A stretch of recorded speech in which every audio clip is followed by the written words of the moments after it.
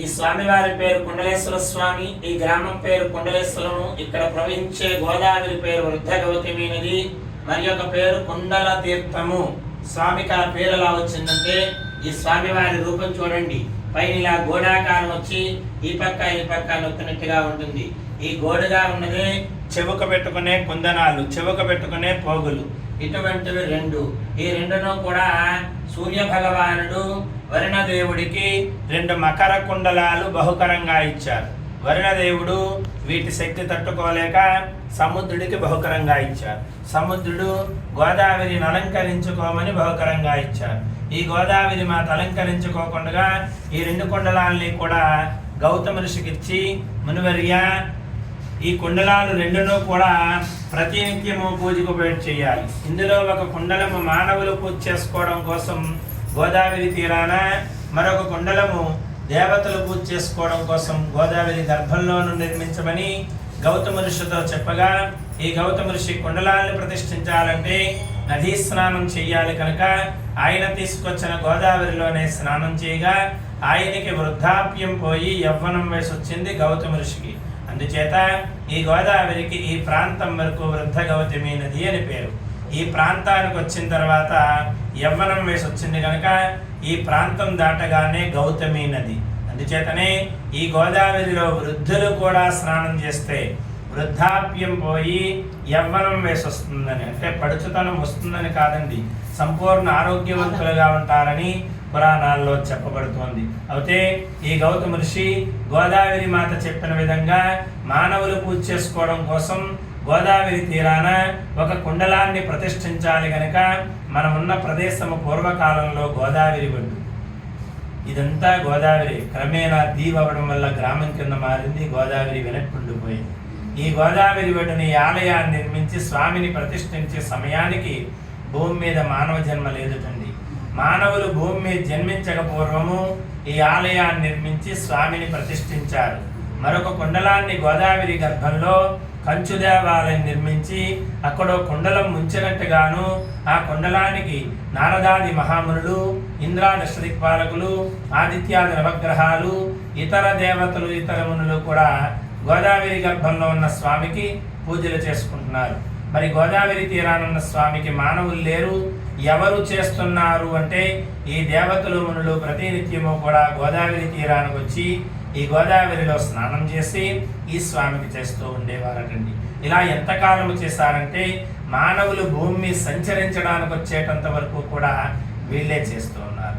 మరి మానవులు ఎవరు వచ్చారు మొట్టమొదటిసారిగా అంటే భక్త మార్కండేయుడు వచ్చారు.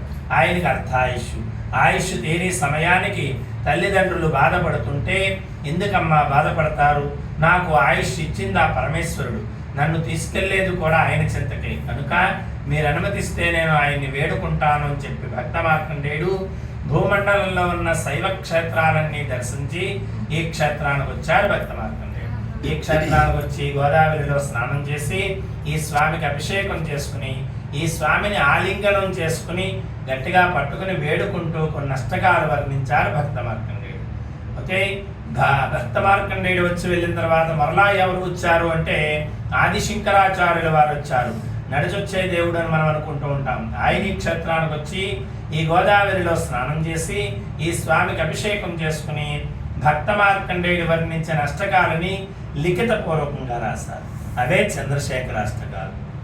చంద్రశేఖరాష్టకాల్లో భక్త మార్కండేయుడు కుండలేశ్వర స్వామిని పట్టుకుని వేడుకున్న శ్లోకము 4వ శ్లోకము. ఇందుకే కుండలేశ్వర స్వామిని పట్టుకుని భక్త మార్కండేయుడు ఏమని వేడుకుంటున్నాడంటే, కుండలీకృత కుండలేశ్వర కుండలం వృషవాహనం నరదాదిమునీశ్వరస్తుత వైభవం భవనేశ్వరం అంధకమశ్రితామర పాదపం మదనాంతకం చంద్రశేఖరమాశ్రయే మమ కింకర్షతి వయ్యమ. ఓ కుండలాకారంలో ఉండే కుండలేశ్వర స్వామి, వృషభ వాహనుడవై ఉన్నావయ్యా, నారదాది మహామునుల చేత అర్చించబడుతున్నావయ్యా.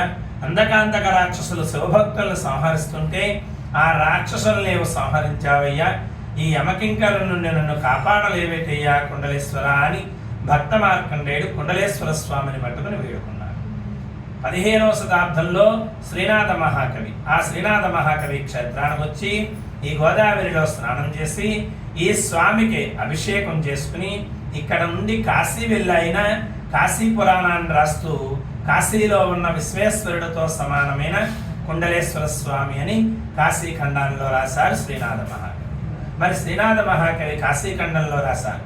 మరి ఈ క్షేత్రం గురించి ఇంకా ఏ పురాణాల్లో వర్ణించబడింది అంటే కాశీఖండము, భీమఖండము, బ్రహ్మాండ పురాణము, గౌతమి గ్రంథము, మార్కండేయ పురాణము, శైవ కళ్యాణ ప్రకరణ, శివ పురాణంలోనూ కూడా ఈ క్షేత్రం గురించి వర్ణించబడింది.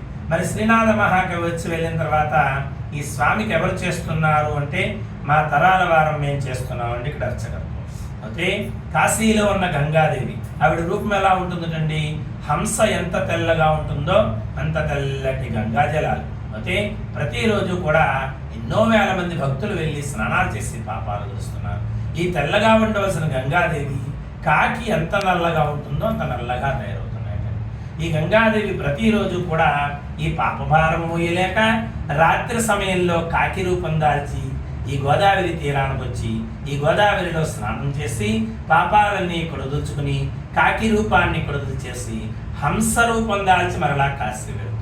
ప్రతిరోజు చేసే దినచర్య కాశీలో ఉన్న గంగాదేవి. అంతేకాకుండా మనం కాశీ ఇక్కడ గోదావరి స్నానమే ప్రాముఖ్యత. గోదావరి స్నానం చేసిన తర్వాతే స్వామి దర్శనం చేసుకోవాలి. అంతేకాకుండా కాశీలో ఉన్న గంగాదేవే కాకుండా మన భూమండలంలో ఉన్న పుణ్యనదులన్నీ కూడా ప్రతిరోజు రాత్రి సమయంలో పాపభారం మోయలేక ఈ గోదావరి తీరానికి వచ్చి గోదావరిలో స్నానం చేసి పాపాలన్నీ కొడదుల్చుకుని మరలా యథాస్థానానికి వెళ్తున్నాయి.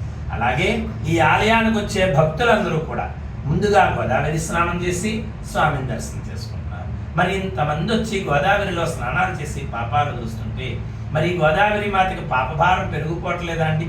అప్పుడు సముద్రం అన్నట్టండి గోదావరి మాతతో ఏమని, ఓ దేవి రోజుకు 3 పర్యాయాలు నేను నీ చెంతకొస్తా, నీ దగ్గరున్న పాపాలన్నీ నేను తీసుకెళ్ళిపోతూ ఉంటాను. అందుచేత ఈ గోదావరికి పర్యాయానికి ఒక్కసారి పునీతం అవుతోంది, మోక్షం చెందుతోంది. అందుచేతనే మన భూమండలంలో ఉన్న పుణ్య నదులన్నింటికి కూడా 12 సంవత్సరాలకు ఒక్కసారి పుష్కరాలు వస్తే ఈ గోదావరికి ప్రతిరోజు పుష్కరమే.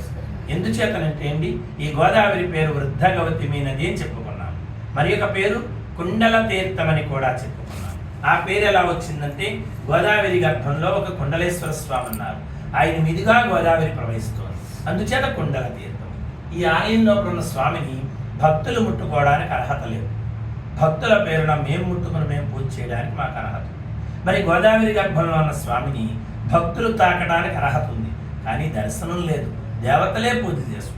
అందుచేత అక్కడున్న కుండలేశ్వర స్వామిని తాకినంత ఫలితం రావాలంటే ఆ కుండల తీర్థంలో స్నానం చేయగానే అక్కడున్న స్వామిని తాకినంత ఫలితం వస్తుంది. మరి స్వామి దర్శనం కావాలి, అప్పుడు ఆలయానికి వచ్చి ఇక్కడ స్వామి దర్శనం చేసుకోవాలి. అంతేకాకుండా కుండల తీర్థంలో స్నానం చేయగానే కుండల తీర్థాలు మన శరీరానికి తగలగానే మనకున్న దోషాలు నశిస్తున్నాయి, మనకున్న అనారోగ్యాలు నశిస్తున్నాయి. అంతేకాకుండా ఈ కుండల తీర్థంలో స్నానం చేసినందుకు ఎంత ఫలితం వస్తుంది. అదే ఈ కుండల తీర్థాన్ని మన కంటితో చూసిన, చేతులతో తాకిన, ఒక్కసారి స్నానం చేసి స్వామిని ఒక్కసారి దర్శనం చేసుకుంటే ఒకేసారి 10,000 గోవులు దానం చేస్తే ఎంత ఫలితం దక్కుతుందో అంత ఫలితం దక్కుతుంది.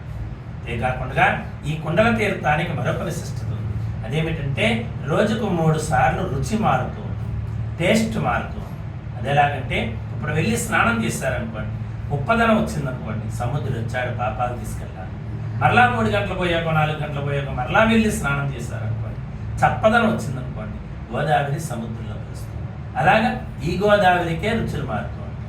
మరి కాశీలో ఉన్న గంగాదేవి మన భూమండలంలో ఉన్న పుణ్య నదులన్నిటికీ కూడా ఒకటే రుచి, రుచులు మారు. ఎందుచేతనంటే అండి ఈ నదులన్నిటి దగ్గర కూడా సముద్రుడు వెళ్ళడు. అందుచేత ఈ నదులన్నీ కూడా ఇక్కడ గోదావరి తీరానికి వచ్చి ఈ గోదావరిలో స్నానం చేసి ఇక్కడ సముద్రుని కలుసుకుని వీళ్ళ దగ్గర ఉన్న పాపాలన్నీ సముద్రుని గప్పచెప్పి మరలా యథాస్థానానికి వెళ్తూ ఉంటాయి. అందుచేత ఈ కుండల తీర్థానికి అంత విశిష్టత. అంతేకాకుండా కాశీ వెళ్ళాలంటే ముందుగా ఈ క్షేత్రానికి రావాలి. ఇక్కడ గోదావరి స్నానం చేసి ఈ స్వామికి అభిషేకం చేయించుకున్న, దర్శనం చేసుకున్న తరువాత కాశీ వెళ్ళి వారికి మాత్రమే మేము సంకల్పం చెప్తాం. ఆ సంకల్పం చెప్పించుకుని కాశీ వెళ్ళి కాశీ నదిలో స్నానం చేస్తేటండి కాశీలో ఉన్న గంగాదేవి అంటుందటండి ఏమని, ఈ భక్తులు వాళ్ళ పాపాలు అక్కడ గోదావరిలో వదిలించుకొని నాకు పాపభారం తగ్గించారు వీళ్ళు, తక్షణమే వీళ్ళకి శివ సాయుధ్యం కలగాలిగా కానీ వర్ణిస్తుంది. కాశీలో